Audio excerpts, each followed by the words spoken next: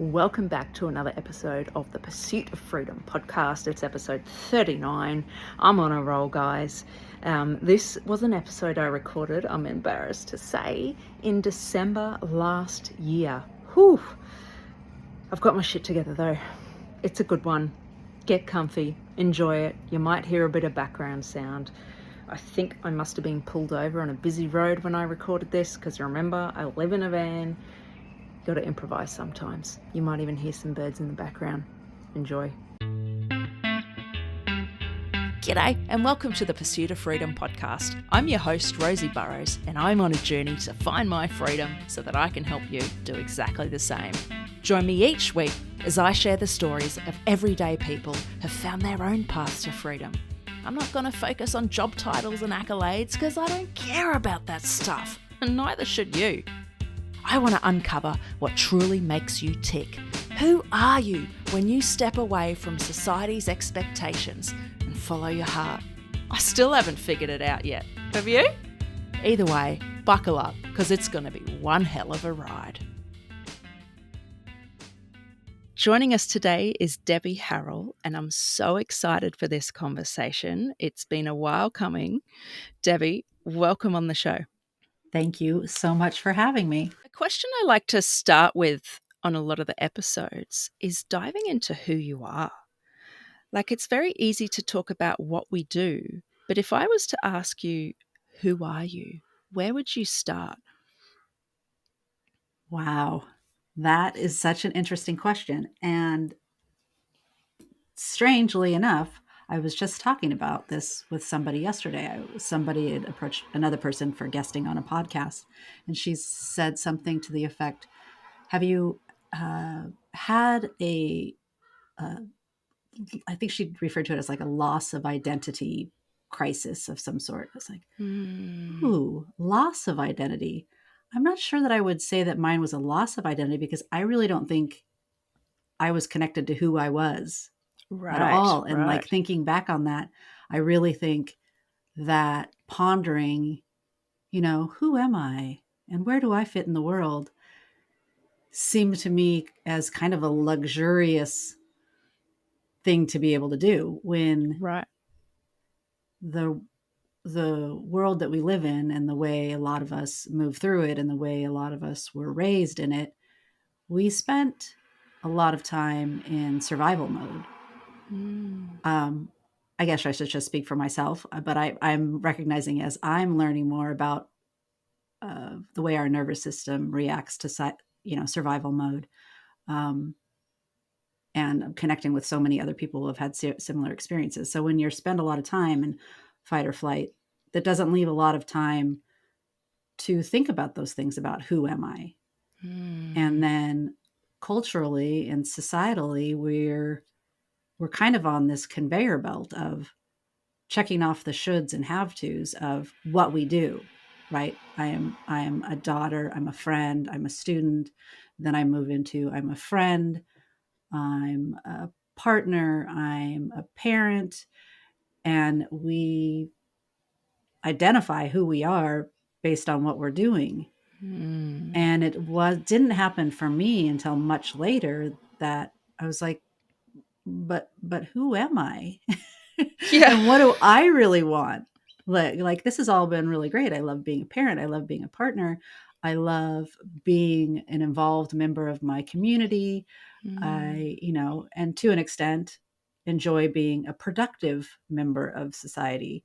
But what does that really mean as to who I am and why I feel I was placed on this earth?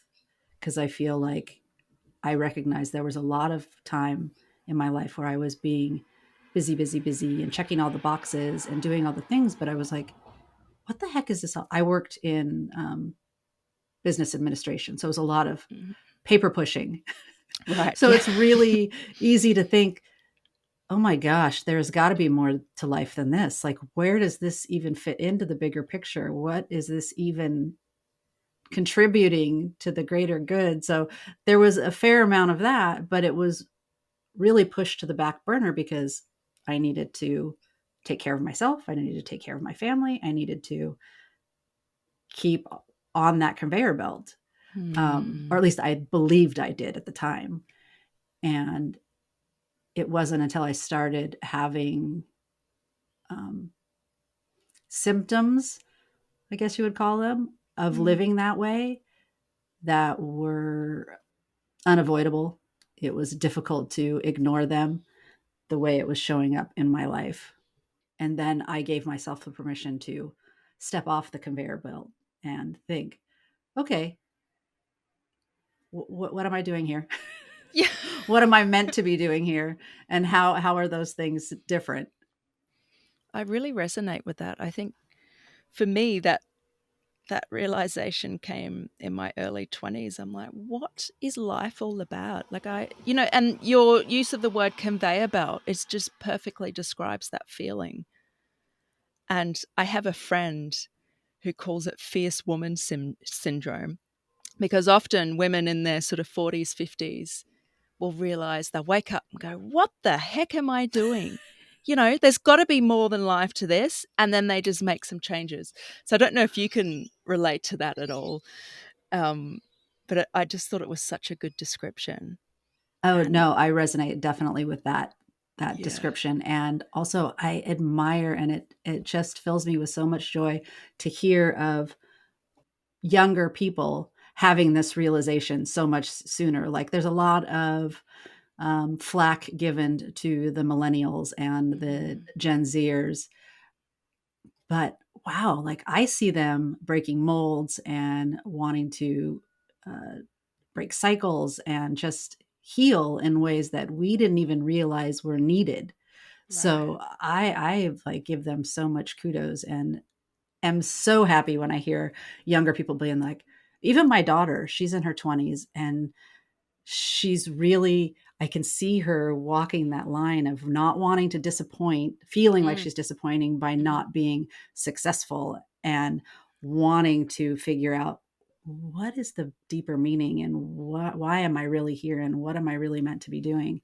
Mm. um, and just that she's giving herself that space to do it, I am applauding her, and I applaud all young people that do that. And yes, it took me till to my early 50s, maybe it was my late 40s, when it really Mm. started percolating up for me. And I had had a series of life events that were trauma. We know Mm. now, like, we have the big T and the little t, and I had experienced both forms throughout my life, but it wasn't until that last section of probably starting in 2017 where I had some obvious things happen Mm-hmm. that you can't really ignore.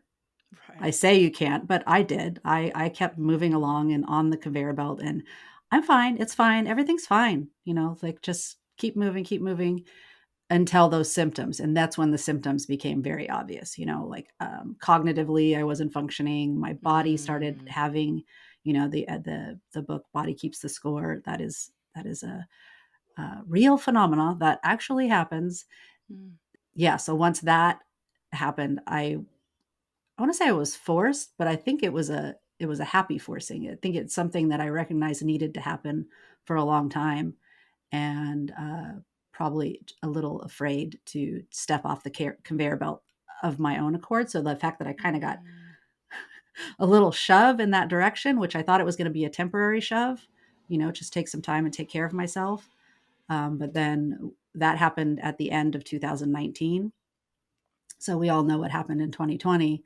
Mm. Um, And for me, it ended up being a blessing of my temporary reprieve from the conveyor belt turned into a permanent reprieve, and actually my life's work, trying to get other people, Mm. step off the conveyor belt. Yeah. Come on. It's going to be fine. And that begs the question, how do we step off the conveyor belt? A lot of self-reflection, a lot of doing things that feel counterintuitive because we are praised for being busy and hustling and getting Mm. things done. And I found that it was the slowing down and the turning inward is where where that permission lies to completely step off. Because even when I stepped off the conveyor belt, I was still in that mode Right. of like, okay, I'm taking time off to take care of myself, and turning that into a checklist. What does that look like, and how do I do that? And there's plenty of gurus out there that will give you a self-care checklist that you have to do in order to be on the self-care bandwagon. And so recognizing that, nope, that wasn't quite it either. That was a little step in the right direction, but not exactly it. And it takes time to getting to know yourself. Again, going back to what you asked at the beginning, who are you? I don't know. Like, Right. and I asked most of my friends around my age, well, what do you want? Who are you? And they're like, I don't know. So it's not an uncommon phenomena. It comes with the figuring out who you are. And I'm not going to say it's easy, but I have found when you break it down to steps that work for you, it can be simple. Like it doesn't have to look like I have to have meditation, morning meditation routine that I do every day, or I don't work well with really rigid routines. And so I found what works with me, like checking in with myself. What do I need today? Looking at my week. What way am I going to need to take care of myself so that I can show up for the week that I have planned as myself and in a regulated state, not a, super spiraling high, anxious state, which I find is where I go when I overschedule and not take care of myself. Right. Yeah, same here. And I think your point about finding what works for you is really important, because I fell into the trap of, the whole checklist thing and gurus saying, okay, follow these steps and, you'll be sorted. And that just took me down. It was stressful. I felt all this pressure, I should be doing this. But actually, what do I want and what works for me? But I know there'll be people listening going, well, that's great, but how do I even figure out what works for me? Well, I would say just stop the slowing down and the getting and asking yourself, what is working for me? What do I want out of life? What am I doing right now? That was the big point for me. Like, what kind of life do I want? And I talk a lot in my work about also what kind of world I want to live in, because I feel like a lot of times we focus on what it is we want from our life, but we forget how that intersects with the world around us. And then what am I doing right now? And how do I get from what I'm doing right now to right there? Well, I wanted to have time in the mornings and to get self-reflective. So I had to schedule it in. And I know that because I had taken time off work, it was easier for me. So what I encourage my clients now to do now is, especially the clients that are still very immersed in the cult of busyness, they feel like they have to be going and doing, is take 30 seconds in the morning, in the middle of the day, and in the evening to breathe, and take an inventory of what's happening inside of you, in your brain, in your heart. Because a lot of times, we spend a lot of time thinking, about things intellectually, even our emotions, right? We identify them on an intellectual basis, but where are they showing up in our body? That's been a huge key for me, as I've kind of said already, like, because my body started showing physical symptoms, I really had to connect the two quick to figure out what was going on, because it was more emotionally based and likely from traumatic events. The doctors had no idea. They think you're imagining it, especially because I'm a thin bodied person, so I present as healthy, right? Because usually when you have mystery issues, they will attribute it to, you're overweight. Oh, you just need to lose some weight. Especially since I was having pain, but that wasn't my case, so they couldn't say it. So they're just like, well, we don't know. And or attributing it to my age. Thank you very much. Since I was now Oh. entering the decade of 50. Oh, it's just because you're getting older. Like, no, no, no, no. This, you don't Mm-hmm. go from being active and healthy and doing yoga and running to not being able to use your arms anyway. Like that just, Yeah. I disagree. Mm, mm. and and that was a little bit of listening to what was going on inside of me, because they were telling me one thing, and it could be just my nature. I've always been kind of a disruptor and a questioner, Mm-hmm. maybe a little bit rebellious. Like if someone tells me I can't do something, I'm going to be like, okay, let me see if I can figure out how to do this. Yep. So when the doctors are like, we have no idea, you're just going to, literally, they told me I had to go home and get sicker so that they can give me drugs to treat what I Wow. had. And I was like, no, I'm not going to do that. And Yeah. I had to sit with like, okay, what is my body trying to tell me? And how am I going to right this ship?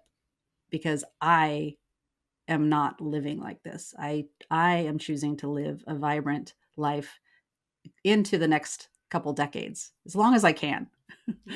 um, Yeah. so that goes back to the self-reflection and getting to know yourself and listening to what is coming up for you, and Mm. in whatever way you can. If you are in a super busy season of your life, take the pockets where you can get them.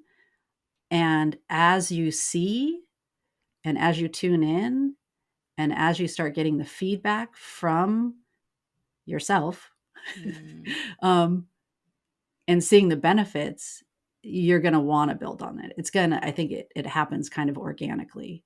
Uh, Mm. it, it, for myself, and I've seen it for my clients as well, as they start, oh, wow, this is kind of a thing. I see how it's showing up, not just when we're talking about it, but when I am at work or at, Mm. like questioning.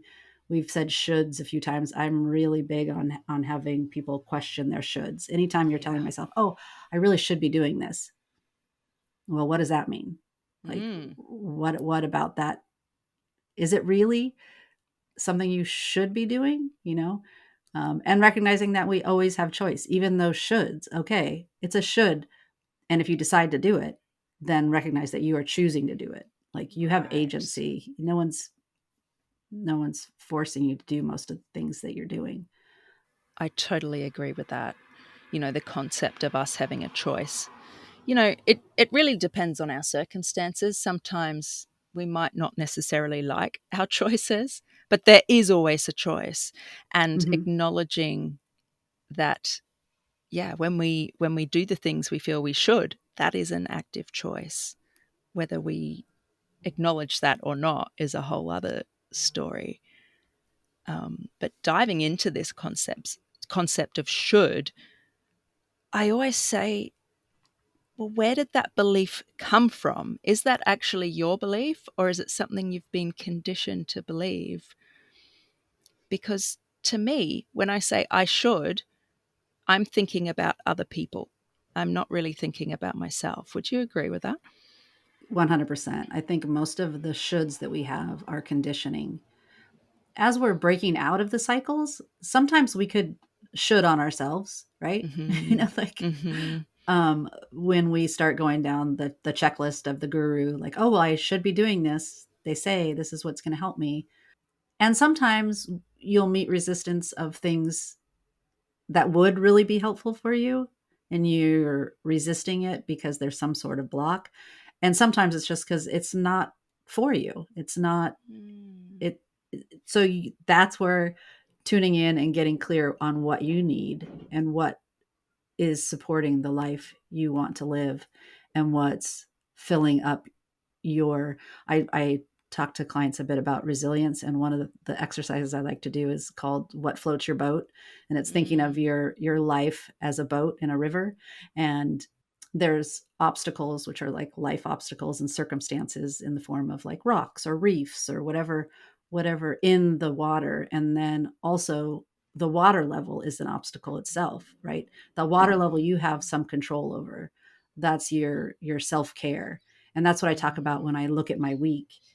and I see what kind of week I have, what things I have planned for myself. Also taking into account, I'm really big on taking into account what's happening in the world, um, because I'm a proponent of taking care of ourselves so that we can be engaged with the world around us, as opposed to a lot of gurus will tell you, just don't watch the news. It's too stressful. I don't necessarily think that's responsible, but I do Right. believe you need to take care of yourself so that you can engage with a lot of the information about what's happening in the world. So if there's big things happening in the world, like what we're experiencing now and have been for the past couple months, um, what ways do you need to take care of yourself? What media sources do you need to limit so that you aren't, moving yourself into the direction of fight or flight, or Mm. you know, or dysregulation, unregulated, whatever. Your nervous system's going wonky. Yeah, What yeah. ways you need to take care of yourself? What ways do you need to fill your river up so that you're able to navigate those things? And that's what I talk Mm. about, floating your boat. Make sure you're taking care of yourself in the ways that you can. And I do want to acknowledge that it's not always easy if you're in a super busy season of your life, and a lot of us, most of us have to work Yeah, right. Yep. to pay our bills and to put food on the table. And so that's also why I believe there's not one prescription, there's not a Mm. checklist. It has to be personalized and what works for you, because I know when I was a mom of younger children, and so many women would just say, "Oh, just get up an hour earlier and have that Mm. hour to yourself and take care of yourself." I was like, "Oh my gosh, no, I need that hour sleep." Right. Yeah. So that wasn't working for me, and I know that's the case for other people, and that just leads us back to asking yourself, what do you want? Where can I find the time in the day to carve out 30 seconds, 5 minutes for myself so I can begin to reconnect to what it is I want and need? And for me, I was so disconnected from what I wanted and what I needed. I really had to start with, what don't I want? Mm. What am I sure I don't want in my life? What am I sure of is not serving me? And peeling those layers away kind of helped illuminate more of, okay, what I do want. Yeah. And what role do you think values play in this? For me, I think they're everything. I Mm-hmm. feel, and I I'm not the best person at promoting my my coaching business, but I do use the term values focused or purpose driven, people that feel that values are important, especially in this time in history that we're living in, when the powers that be want us to feel like we're so divided and so different.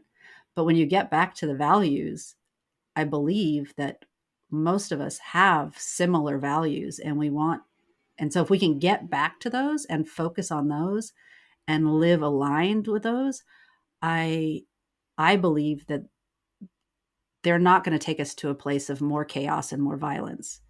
Mm. If we can speak openly and honestly about what the things we value with the people that we perceive might be completely different, I think we'll find that there's more common ground than we realized. And I really think we need to spend more time looking for common ground Mm. with the other humans on the planet, because we are not going to get there alone. Mm. We need each other. Like, we are social Yeah. beings. We've been conditioned, raised to be hyper independent, take care of ourselves, and I know I am in the United States, and the big adage is pull yourself up by your bootstraps, which I'm not even sure what that means, because how do you pull Mm. yourself up by your boots? Like, I don't know. But it's like, do it yourself, take care of your own stuff. And it's not always as effective, and it's not as sustainable because you're by Mm. yourself. But if you find a community of people working together to raise themselves up, to float their boats, and it goes back to the rising tide lifts all ships. So if you're lifting your Mm. boat You're going to lift others or encourage others to lift their own boats, and recognize that they have community in the desire to want to lift their boats, float their boats, if you will. Yeah. That's such a powerful visual. And it reminds me of something you said when we first met. You were talking about how you were very much taught to be independent, but you had to learn how to be interdependent because we Mm-hmm. don't exist in isolation, do we? And I think to hole ourselves up and try to do it all ourselves doesn't work very well. I know for me it doesn't work very well. I've always thought I'm a very independent person and I can do it myself. But when I have a community around me, I can achieve so much more. And the positive impact or the ripple effect that has just blows my mind. And being able to do it on your own and choosing to do it on your own are two different things, right? Like, I know I can do Right. this, and I know I can do this on my own and experience a certain level of success. But I also know if I do it in community with a group of friends, it might take me a little bit longer, but it's going to be so much more enjoyable. I'm going to want more of that.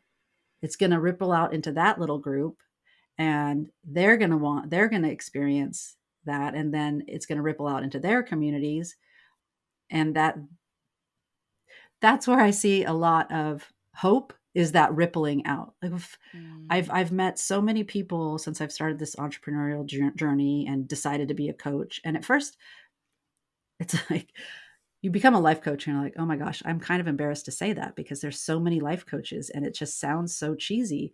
But when you work with a bunch of coaches, and I'll admit there are some that are kind of cheesy and maybe a little not disingenuous, maybe. But when you work with some good ones, some heart-centered, you recognize how important that work is in the world. And it's like, after I went to became certified as a life coach, I was like, everybody should go through this training. Like, even Right. if you have no desire to be a life coach, just to help us learn how to interact with each other and create that community and understand how to repair when we make mistakes, because that's a huge thing. We all make mistakes and we're not really shown how to repair or make those right. I still struggle with that. I mean, and as far as the independence thing, that is definitely difficult for me. I'm an only child, so I was definitely hyper independent and rewarded for being so. So it's kind of baked in. So that's why I try and get community wherever I can, whether it's an accountability group or a I when I started my business, my one of my teachers was build what you need. And okay, I started a community was the first thing. I'm like, I Yeah. need connection with other humans, and I need to know that there's hope. That's why I started the podcast, because we were being told, that was in early 2020 when we were being told of this new normal and how terrible it was and how it was here to stay. And I was kind of thinking, well, was the old normal really that great? And Mm. don't we have some say? So I was like, that's it. I want to start a podcast where I'm talking to people who are doing work of creating a better world, of disrupting some of these shoulds and have tos and norms that we live by, but aren't necessarily serving any of us. Mm. So, where did this, I'm not sure if desire is the right word, but it's the best word I can think of right now. Where did this desire for questioning things and doing things a little bit different, where did that come from for you? And that's where I don't know, because when, it's a lot of work to starting your own business and becoming an entrepreneur. You have to do a lot of inner work, and also the outer work of figuring out, the marketing and what's my niche and who do I want to serve and and I wanted to do it with integrity. Like, I want to show up in a way where I know I'm contributing and providing value.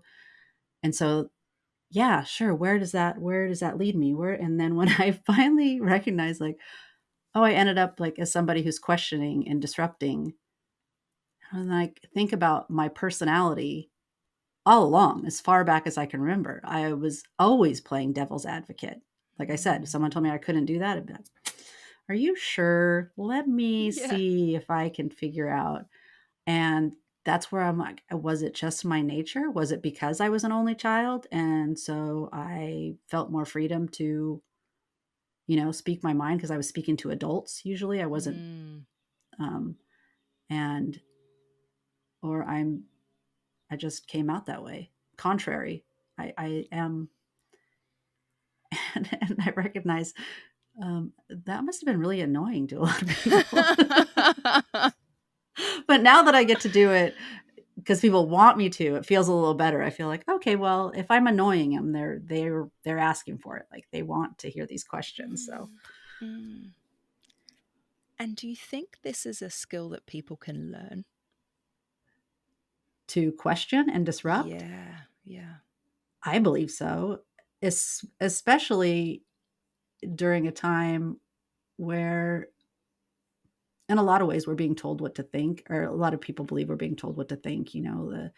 And so if you're not sure, that's the first thing. Start questioning. Well, what am I? Why do I believe this?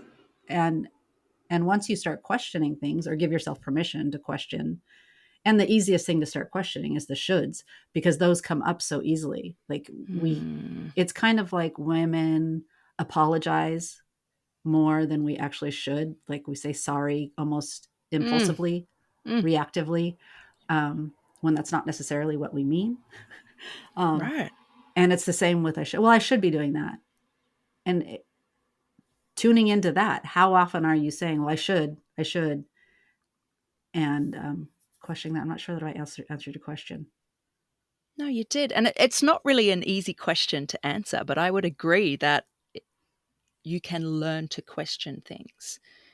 For me, it's kind of something that's been there similar to you since I was a kid. I'm always questioning things, and people find that annoying because it makes them think. They're like, no, this is just the way things are done. And whenever someone says that to me, I just roll my eyes and go, well, I think there's a better way. Well, at least I want the opportunity to see if I can recognize there's a better way. Whether I'm going to, offer that to the person or not, I don't know. But for me, maybe it's a little bit of puzzle.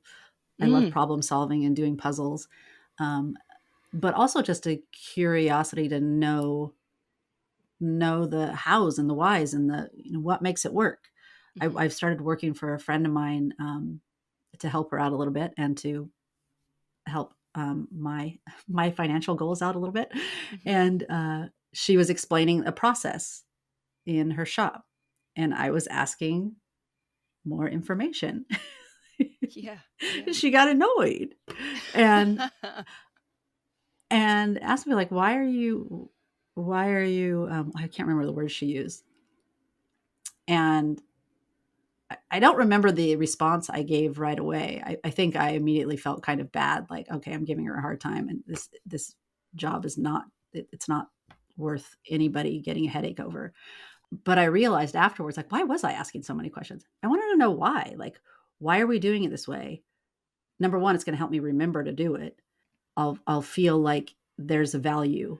I think that goes back to wanting to add value.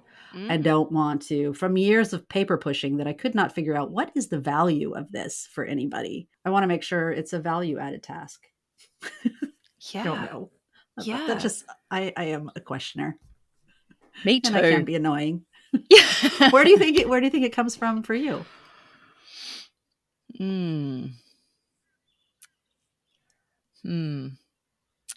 I think a few things. I was an only child for 10 years, so similar to you, I interacted a lot with adults. And, adults generally have more power, right? It's almost like they have permission to ask these questions, but I was just like, well, so do I. The other thing is, I think it was really modeled to me by my parents. They always did things a little bit differently. And so it encouraged me to ask questions and try new things out. I was lucky in that way that it was being modeled to me. But I want to go back to something you were saying. You know, your friend was almost offended by or felt attacked by you asking all these questions. And I'm curious to hear your thoughts on this. For me, when I'm asking these questions, it's not a personal attack. It's just, I like to understand things. I just want to understand. Help me understand. That's where it comes from for me. Yes, I resonate a lot with that. And I recognize now, especially once you become a coach and you are more mindful of the questions you're asking and how you're interacting and how the ways you interacted in the past might have been, I don't want to say harmful, but not the best way to interact in a given situation. And so you find yourself asking questions more rather than giving your opinion. And that shift in the way you communicate, I think is, I don't know what the word I want to use, but people get defensive. Yeah. I feel like there's a defense, like, why are you asking me so many questions? I'm like, well, I'm just trying to like understand more about where, like, I can tell you, like, I can come right out and tell you, like, I disagree, or I can come right out and say, you're the greatest person ever. Like, but really neither one of those opinions matter. I just want to understand more about, like, what it is you're talking about. And so when you ask questions, I think a lot of times people get defensive or unsure, like your motivation or, and for me, it's not personal. I'm just curious and, like, zero judgment. I don't, I've, lived a life, lots of things that, the good, the bad, and the ugly. And I'm not here to judge anybody. And if I'm interacting and asking questions with you, it's because I care enough about you to be curious. Like, if I didn't care, I would probably not ask you any questions. Yeah, so true. But I think it takes some unlearning for the other person to understand that themselves, because probably their experience in the past has been when someone is asking them questions, it's an interrogation. Mm-hmm. It's questioning their integrity and their ability. But people like you and I, we're leading with that curiosity. And like you said, there's no judgment. More people should do it. Right. Because the curiosity is what leads to understanding. And that's, I think that's Stephen Covey, right? Seek first to understand before you're understood. And I think it helps build connection with people, which in turn helps build a community. And I'm all about community. You know, I have an online community for women, so we feel less alone. I'm all about questioning the status quo and building the life you want. But it can be lonely, Mm-hmm. especially in a society that's caught up with the shoulds, and people are just another cog in the machine, and it's what we're used to. So we're just kind of going through the motions and not truly living. Mm-hmm. Or we're not living, who is we really are, or who we're not living out the ideals or the values that we feel are important. Yeah. We're checking those boxes and continuing on the conveyor belt. I know we talked about loneliness and being lonely when you're questioning the status quo and stepping outside of the norms. And one thing that I've had to really come to terms with, I think most consciously this year, probably because I've done so much work, but the holidays are especially challenging when you're doing this type of work. And for myself, on top of questioning the norms of life, I also consciously stepped outside of my dysfunctional family and decided to break some cycles of generational trauma, and had always struggled with how much I was kind of depressed over the holidays, and always giving myself a little bit of grief because I do have a really good life and I have a lot of friends and I, have two amazing children, and still this overbearing like sadness during this time of year, and recognizing that it's because I lost my family in that process. I mean, it was a Right. choice, and it was, I believe, 100% the right thing to do, but that doesn't make it less lonely or sad. Mm, mm, Um, and that's a realization I've had the past month, because I went on vacation right before Thanksgiving, mm. and I was telling myself a little pep talk, probably at 3 a.m. when I was supposed to be sleeping, like, okay, when you get back, you have uh, some things that you need to get done to move, your coaching offers forward. It's going to be Thanksgiving, which is a big family oriented holiday in the United States, but you're not going to get depressed this year. This is what I was telling myself. And then I got back from vacation, and I start trying to work, and I'm not able to focus. And then next thing you know, I'm like in a funk. Mm-hmm. And I was like, oh, look, I'm depressed, even though I told myself I wasn't going to be. Wait, Funny that. you just can't tell yourself you're not going to do that? um, so I had a good laugh at my own expense and let myself wallow for a few days, and acknowledge that yes, it's lonely and I'm sad, Mhm. and it's okay. Those Exactly. are It's pretty okay. normal reactions to this circumstance. Yeah. It is normal and it's okay. It's not a sign of weakness. And just acknowledging those feelings is a huge part of it. You can't say, oh, I'm not going to get depressed. That's not within our control, really. Mm-mm. But I think I think. looking at the things we can control is a good idea. And also accepting there's a lot out of our control as well. Mhm. And having recognized or identified for myself what are those tools and things that help me, and that's where the pre-work, the work I've done, Mm, comes in handy when you do hit those patches of like, oh, I'm sad, I'm feeling melancholy, I am depressed, however you want to describe it for yourself. Like I've had during the time when I initially took time off work, it was because of clinical anxiety depression disorder, mm, like I think is what the diagnosis was. So I'm familiar with it. I know how it feels. I know how bad it can get for me. And so recognizing it quickly is one of the best things I can do for myself, mm, and naming it, not mm, even trying to understand why. Like I feel like that's why maybe it's taken me this long to acknowledge that maybe that's why, the generational, the familial breaking away is part of what's feeding that. And that helps me understand it better, but it doesn't make it go away. Like no. it's there, and acknowledging it for what it is helps me get through it.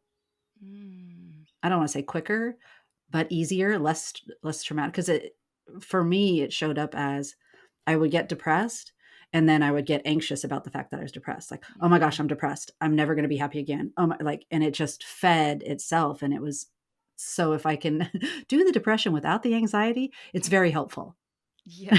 Yeah. And not saying that that's really in everybody's control, but for me, naming it has helped me Mm, right the ship or float my boat a little sooner. yeah. Same for me. And it's almost like you can't fight it. Almost like you saying, okay, I'm not going to get depressed at this time of year. That, in a way, is trying to push back against it, but Mhm. just acknowledging it and recognizing those red flags earlier.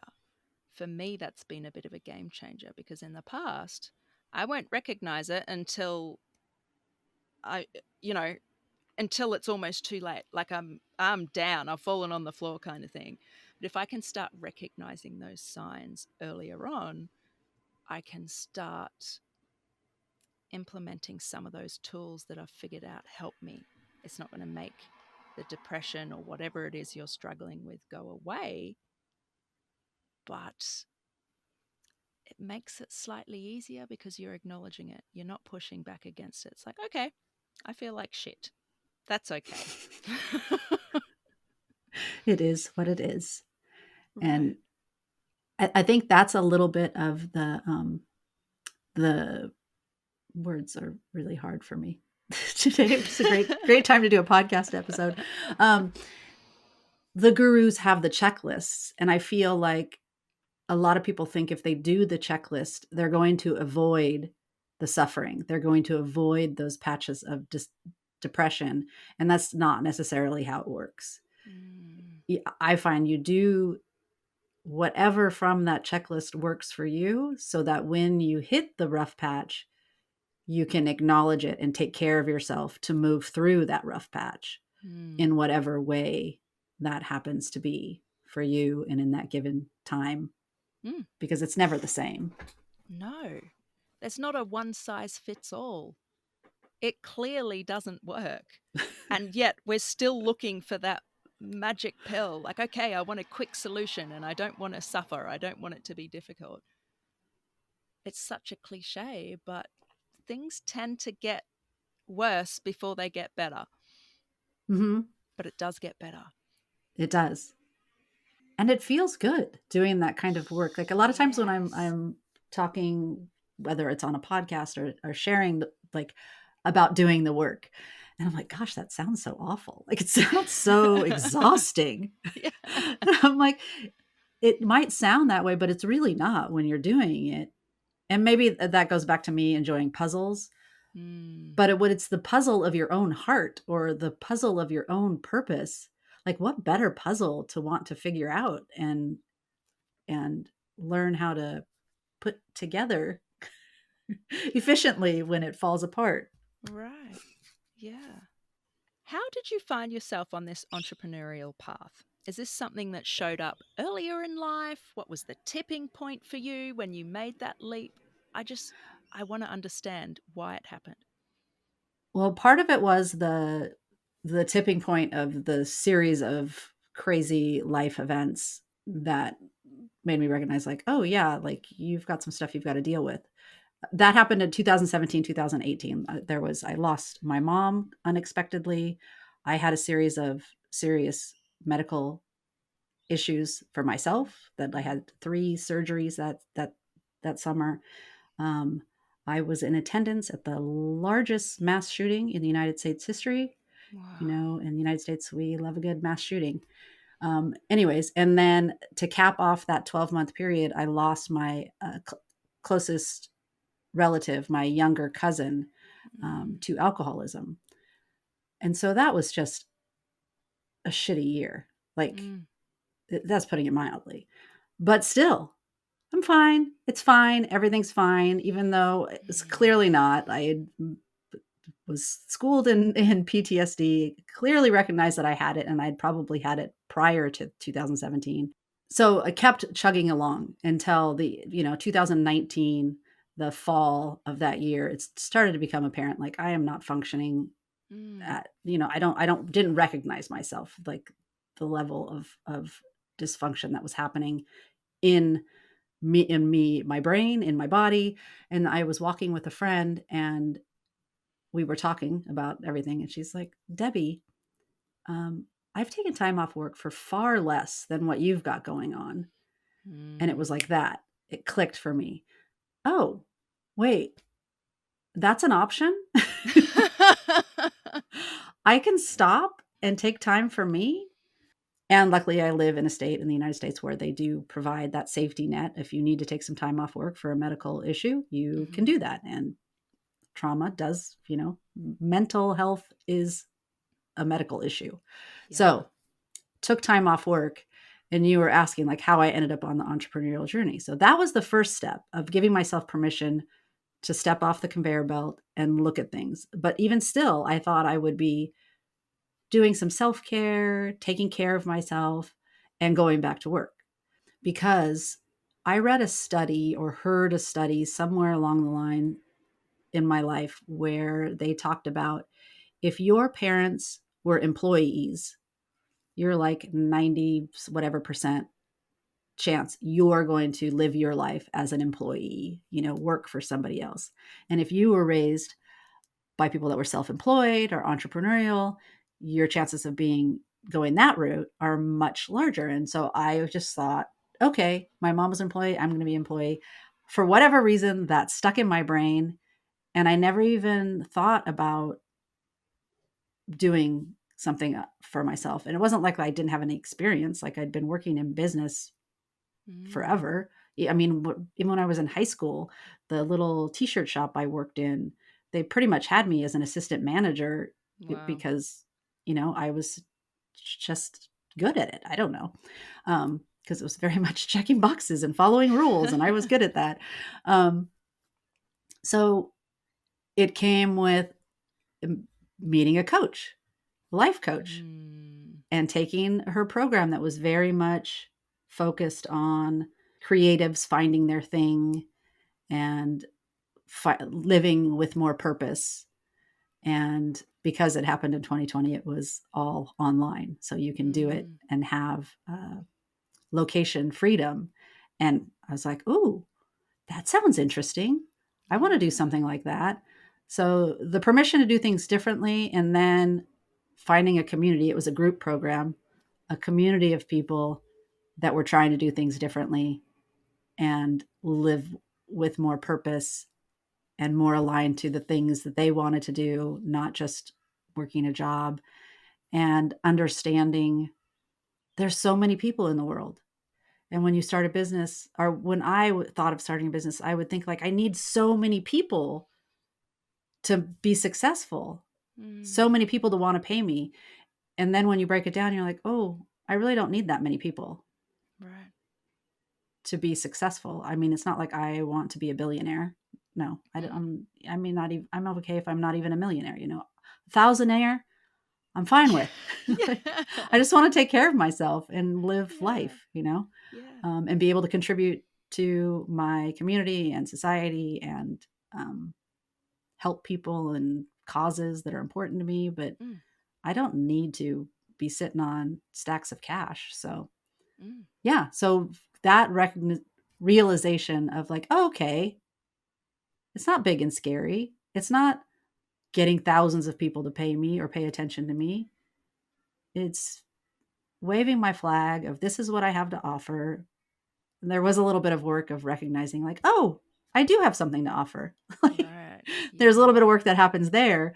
But once you work through that, like, okay, yeah, I've worked through some shit and I've seen some things and I can share my experience and help people. I can use the training that I received as a life coach to ask people questions and help them figure out their own thing. And that's a value because in a world where we're all living our thing, living our purpose, like, I feel like how different could the world really be? And I feel like we're getting a glimpse of, they're talking about the great resignation and I can't find anybody to work. It's like, no, you can't find anybody to work. You can't find anybody that wants to work for what you want to pay them because people are tired of being exploited. And there's too many ways to make money now with the internet and us all being so connected, right? Here we are connecting across the globe to have a conversation. And in 2020, how did we all learn like we can connect with people all over the world and build community that is literally global and talk about things and not rely on, well, the news is telling me this. Well, like I actually have people that live in that area now that I'm connected with because of the work I've been doing and the path that I decided to take. And it's just a completely different world than the model that they're telling us we have to live in. Yeah. Just because it's generally done that way doesn't mean it's right for you. Mm-hmm. That's the way we should do it. That's the way it's always been done. There's a bit of a tradition on the podcast. I like to end with the question, what does freedom mean to you? Oh, I've contemplated this several times because I live in the United States. Freedom, America. Everyone's always talking about freedom, and I was like, I really don't think we're that free. Like, I'm not free to go to the doctor and get taken. Like getting health care. I'm not in some areas. I'm not free to walk down the street and in safety. Like, freedom means live my life and to do it with relative safety and community. What does freedom mean? That's a zinger. It means a lot. Right. Yeah. And Yeah. I don't think that there are very many good examples of it in the human realm, like that I can think of. I'm sure there are. I'm sure there are many people that are living free. But I am still bound by a lot of capitalist shackles, like as far Mm-hmm. as the paying for things, because I feel like true freedom that wouldn't exist. Like I feel like a little bit of uh, the ideals of a commune popping up. Maybe it's because I've watched a couple documentaries recently about communes. And I was like, that's really intriguing. That sounds really Mm. nice to just Mm. pool your money and you know create something off the land and not have to, you know, clock in 9 to 5 or figure out what your niche is or promote yourself on Instagram. Like just live and be and care for yourself and your community and the world the best you can. The earth, I guess, is more what I'm meaning. Mm. I don't That's a think that was a very eloquent beautiful. answer, but I don't think it can be. It's such a big question, really. So it's a bit cruel for me to put you on the spot. But I think I get a really authentic answer when I put it out there without telling you in advance. And what I love about your interpretation of it, it's bigger than yourself. You're thinking about the bigger picture, I think. It's not just freedom for you as an individual person, it's as a society, because we we're a social species. We're not in this alone, and if we try to be in this alone, it doesn't really work well because that's not the reality. well, and there it is kind of a tagline and of and I believe it, so I don't use it as a tagline, but there is no liberation without collective liberation. Like none of us are free unless we're all free. And there's so many people that are oppressed and living the opposite of freedom in a way that I couldn't even imagine. So, Mm. like I don't want to seem like complaining about the fact that I can't walk down the street in some cities or that I can't go to the doctor. I mean, I'm fortunate that I have a doctor to go to that's, just a couple Hmm. blocks away from my house and that I have a grocery store that I can go to and buy food. Um, so there is a lot more than us. And when I talk about community, I know I just have a basic understanding of it from the little bit of work I've been doing in it. But I know it's much deeper and bigger, and it needs to be paid attention to more by more people Mm. so that we can get to a place where the idea of collective liberation isn't just some pipe dream or like, oh sure, that sounds nice, but that's not realistic. Like I that brings up the contrarian in me, right? Oh, it's not Yeah. realistic, is it? Well, let's see. How can we make it realistic? Right. Yeah. Just because it's never been done before doesn't mean you can't do it. Mm-hmm. Mm. Debbie, what a conversation. I know. I This can't has believe we've been been talking for a whole hour already. it's it's just been so stimulating. And I'm trying to think of some of the standout points for me. There's so many, but some that sort of are coming to mind is leading with curiosity, asking those questions, coming from a place of wanting to understand. It's not attacking or interrogating someone. The importance of community that has come up so much in this conversation.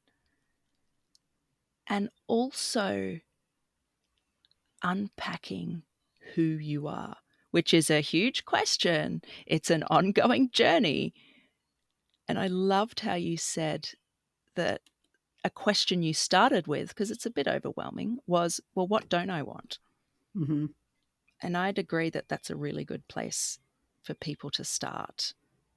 You know, if they're looking to use your words on your podcast to live a more aligned life with passion and purpose, maybe just start with what you don't want. That's going to help you get clearer, and slowly you'll be able to articulate the things you do want. And if you're having trouble articulating it, that's okay. I have trouble with that too. Well, and I appreciate you saying it's not the same. It's dynamic. Like, we're humans, we're growing and changing, and we should be like, well, to use a should in that in a positive way. Yeah. We that's not a bad thing if we're growing and evolving and changing. So getting comfortable checking in and getting quiet, and is this still working for me? Yes, this did at one Right. time. So that's an important part to remember also. I love that. Is it still working for me? Because we change and grow as human beings. And I think that it's an amazing sign that we are changing and growing. I think if I wasn't a different person to who I was last year or 5 years ago, that to me is a bit of a red flag. Like, oh, why haven't I been giving myself time to explore who I am, what I want?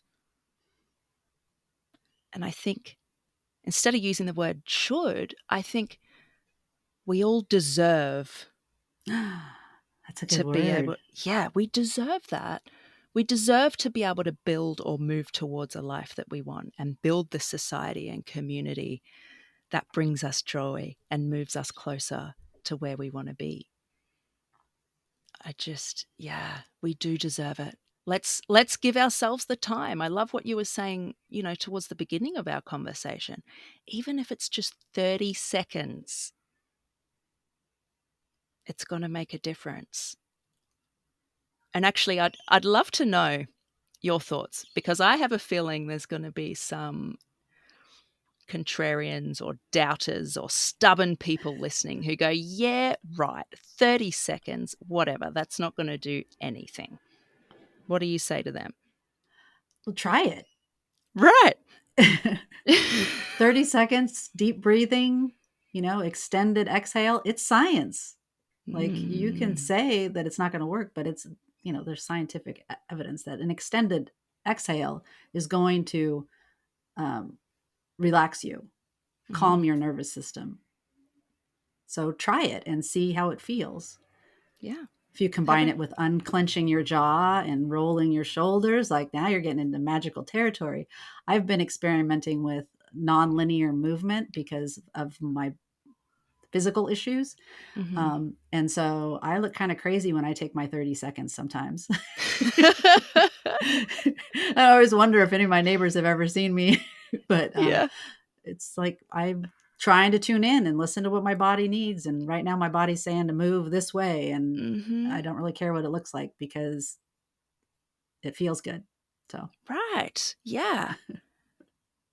And this might be confronting for some people, but stop making excuses. I think all of us have time to dedicate 30 seconds to ourselves. If you've got an hour to listen to this podcast, you sure as hell have 30 seconds in the day to just bring some quiet.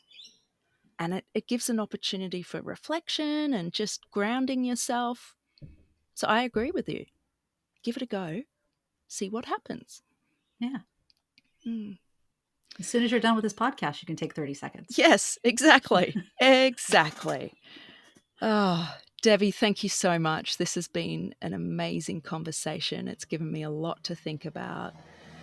And I know that our listeners have got a lot out of this too. I think they've got some really actionable advice for what they can do to start figuring out what it is that they want. And you're not alone in being unsure what it is that you want. It's a journey of discovery. 100%. Yeah. Oh, thank you so much, and we'll talk soon. Thank you. If this episode resonated with you at all, could I please ask that you share it with a friend who you think could get value from it? And whilst you're doing that, make sure you follow and subscribe to the podcast so that you never miss another episode.